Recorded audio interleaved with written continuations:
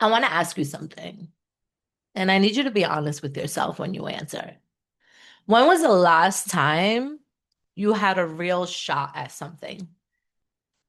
Something that you actually cared about, something that you always dreamt about, and you held back.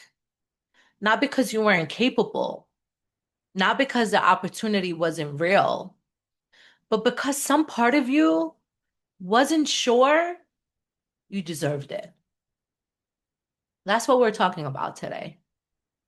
The bet you make on yourself, the real one, not the version in the caption, not the version on the motivational poster. It's the version that costs you something. The version that requires you to keep going when nobody is clapping. It's so challenging, I know. But I've been thinking about this a lot lately. And today I want to say some things I don't think, I know I need to say out loud. My name is Rhonda Karan, and I am obsessed with everything marketing and bringing the magic sauce back to your life. I'm a mom of three, serial entrepreneur, and have turned a mess into a beautiful message. I am here to empower you through education, celebration, and falling in love with the person that matters the most, and that is you. No shy talk, straight raw, real, and uncomfortable topics that empower you in life and in business. A safe space for you to grow, heal, and be the best version of yourself. Back to Socially Loved. I'm Rhonda, and today's episode is personal. The kinds of personal that took me years to be ready to say. We are talking about like what it actually means to bet on yourself, what it means to stay committed when everything inside of you wants to stop. And we're talking about why some lessons take so long to learn. So long. But what happens when you finally do? If this is your first time here, welcome. This is where we have real conversations, the kind that don't fit neatly on a highlight reel. The phrase bet on yourself is everywhere. You see it in captions, you see it in merchandise, in speeches, from people playing the safest version of their lives. So let me tell you what it actually means. Betting on yourself means choosing your own vision when everyone around you sees something else. And sometimes the voice inside your own head is even telling you to choose something smaller. It means staying committed to something when you can't see the return, when you have negative balances, when you don't know how you're going to pay your bills that month. It means choosing to grow even when the growing is uncomfortable, the uncomfortable space, even when it costs you your relationship, even when it costs you your old identity. And here's what nobody tells you. The biggest enemy is not the people who doubt you. It's the parts of yourself that learned somewhere early in your life to doubt you first. I want to talk about something that doesn't get said enough in the personal development space, a space that I've lived in for decades. Development, healing, development. And one thing that I've learned, and I say this all the time, the relationship you have with yourself, your ability to believe in yourself, to commit to yourself, to back yourself when it counts, it's not just a mindset thing. It is shaped by everything you grew up around. Whew. The messages you received as a kid, spoken and unspoken, the way love was shown, the way love was withheld, the environment you were raised in, the things that happened to you that did not have the language at that time. You just couldn't figure it out. You didn't know what it was. Research in psychology shows that our adult behavior patterns are significantly shaped by early childhood experiences. The same survival strategies we developed as kids, people pleasing, shutting down, overworking, avoiding, it all shows up in our adult lives until we work through them. These things create patterns, deep structural patterns in how you think about yourself and what you believe you're capable of. And the thing about patterns is that we formed that early. We're formed that early. It's just that they do not just disappear because you want them to, because you read the right book, because you listened to a podcast. I know this because I have lived it. I come from a background where certain things were complicated, where the path to knowing your worth wasn't straight. For a long time, I didn't even realize the patterns running on the surface, the ones influencing my decisions, my relationship, the way I self-sabotage right before a breakthrough, the story I kept telling myself about why now wasn't the right time. It takes work to see those patterns, like real fucking work. And it takes even more work to change them. So I'm going to be honest with you. Some lessons took me years, not because I wasn't smart, but because I wasn't ready. Because I had to keep hitting that same wall a few times before I was willing to look at why I kept walking into it to begin with. I learned the hard way. I learned the hard way, but I learned it. And that's what I want you to hear. The learning is always possible.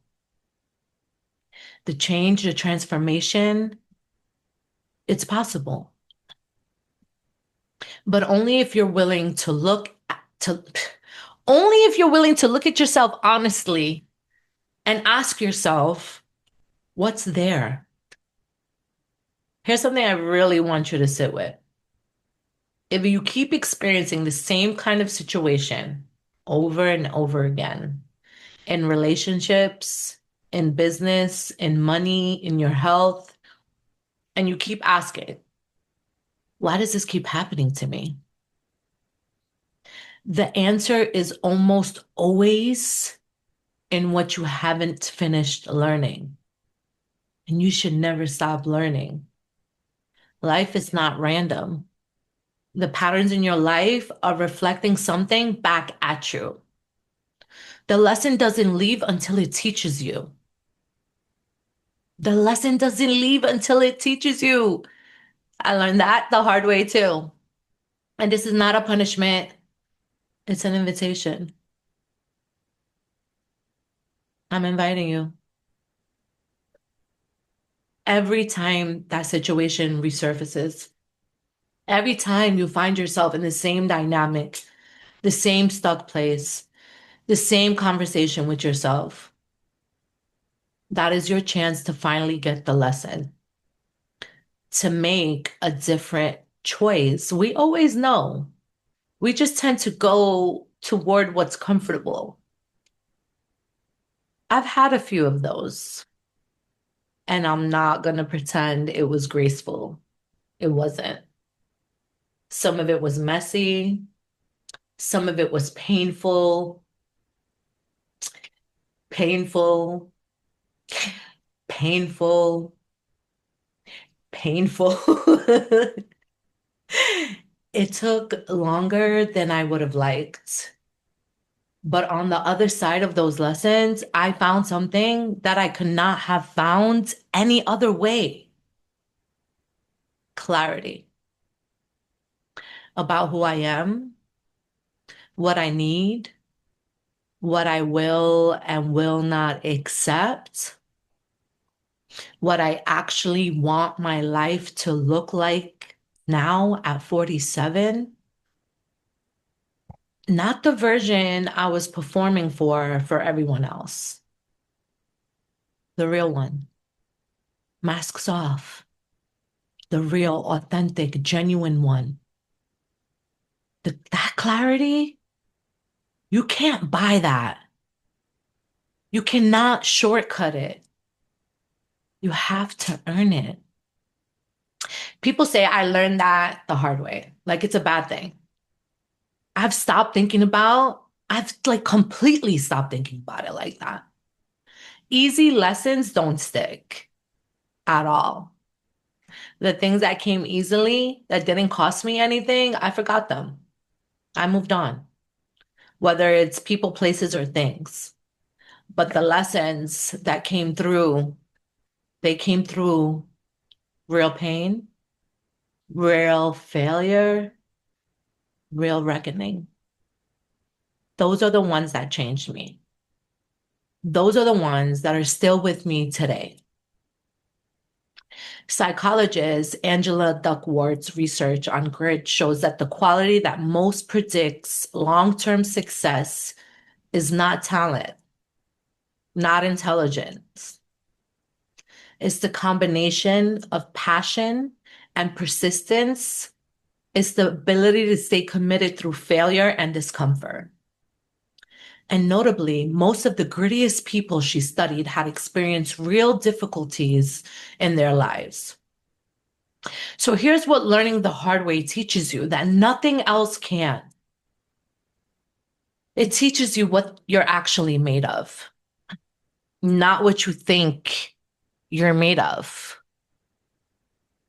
not what your best day looks like, but who you are when things are not working, when people leave, when the plan fails, when you have to start over. I always say I love that I had so many challenges growing up because I've learned so many lessons along the way. That is where character is built. I have folded before, plenty of times. I'm not going to pretend otherwise. But over time, the more you stay committed to your vision, the more evidence you build inside of yourself that you can actually trust yourself. And that trust changes everything. So, what does staying committed actually look like when life is in the way, when you're tired, when you don't see the results yet? Here's what I know. Here's what I know. Commitment is not a feeling, it's a decision you make over and over, especially when the feeling isn't there.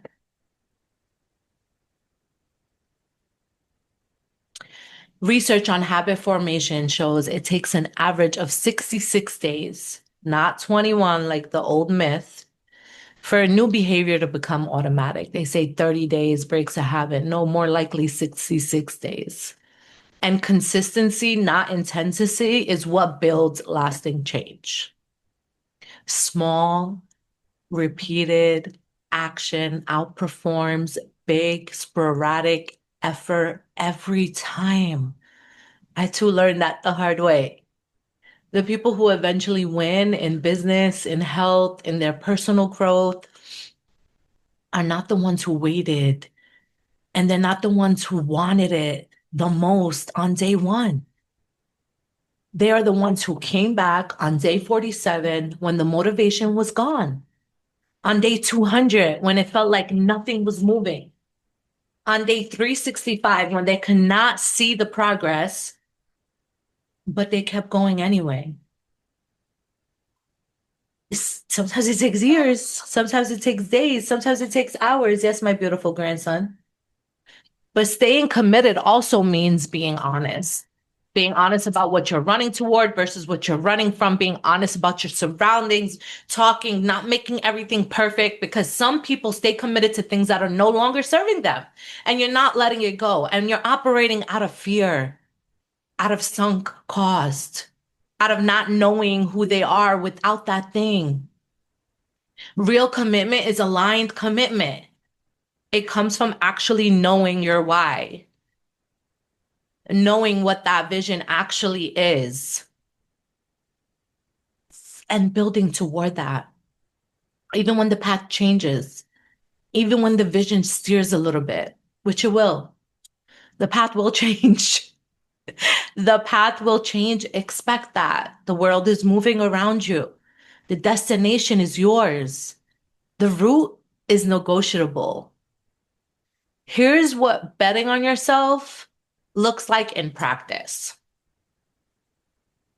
One, know what you're actually betting on, not the vague version, the specific version.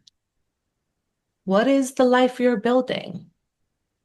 What does it look like in 2 years? Be really clear. You cannot stay committed to something fuzzy.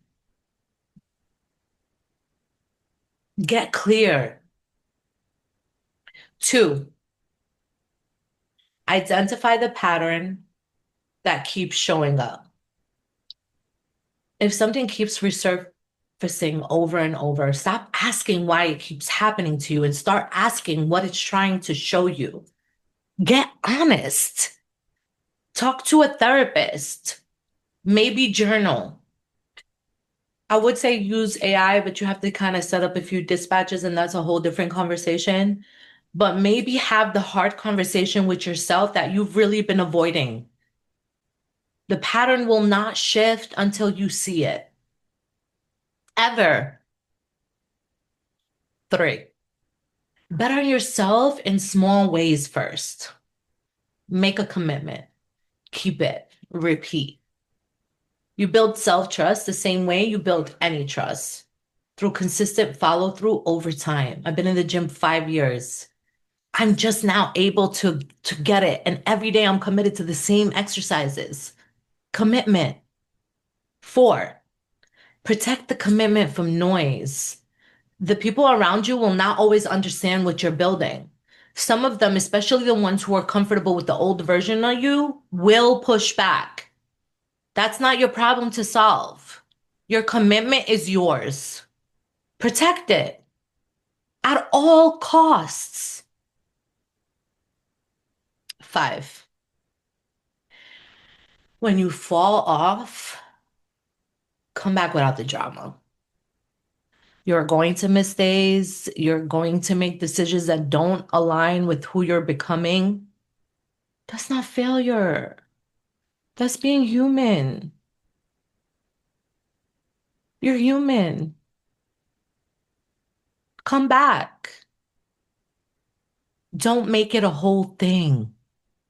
Just come back. Don't be so hard on yourself. Here's what I want you to walk away with today if you don't walk away with anything else, and if you've made it this long in the video and the audio. Betting on yourself is not a moment. It's a practice. It's the accumulation of 1,000 small decisions to keep going, keep growing, keep building, even when you cannot see the finish line. You keep going, you keep building. And those challenges that you've been through, the hard lessons, the patterns that took years to learn, those are not evidence that you are broken. Those are evidence that you are building.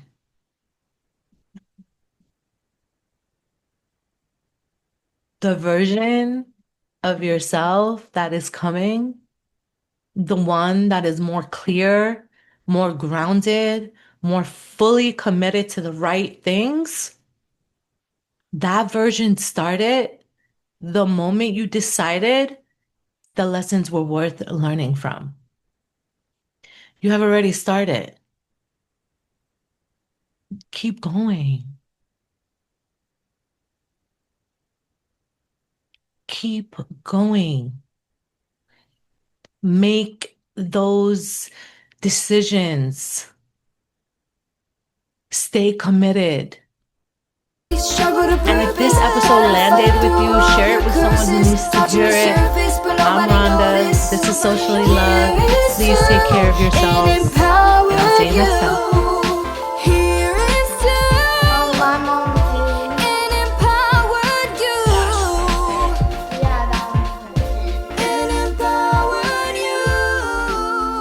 This is an Empowered You podcast.